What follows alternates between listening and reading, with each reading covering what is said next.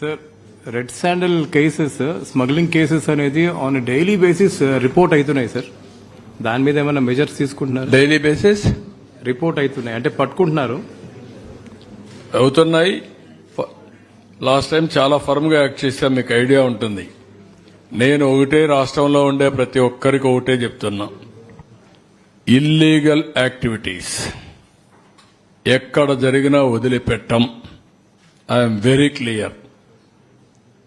అలవాటైన వాళ్ళు ఎవరైనా ఉంటే అలవాట్లు మానుకోండి, మానుకోకపోతే మాత్రం చాలా ఫర్మ్గా ఉంటాం.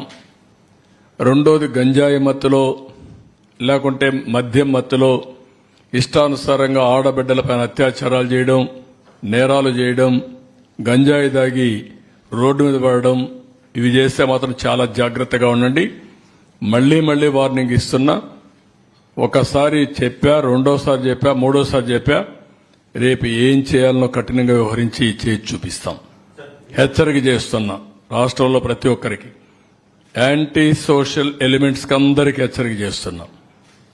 అందుకే ఈ రోజు జరిగిన నంద్యాలలో జరిగిన ఇన్సిడెంట్ గాని, అదే మరి ఈస్ట్ గోదావరిలో శ్రీకాకుళంలో జరిగిన ఇన్సిడెంట్ గాని చాలా సర్వసభ్యం సమాజం చీకొట్టే సందర్భాలు ఇవి. ఏంటంటే 9 సంవత్సరాల అమ్మాయి ముగ్గురు చేసిపోయి రేపు చేయడం ఏంటి, అమ్మాయిని చంపేయడం ఏంటి, వాళ్ళు మైనర్స్ ఏంటి, మైనర్స్ కూడా మరి తయారైపోయే పరిస్థితికి వచ్చారు, వాళ్ళని కూడా చెడుదారిని పెట్టే పరిస్థితికి వచ్చారు. ఇక్కడేంటి 6 నెలల అమ్మాయి ఏంటండి,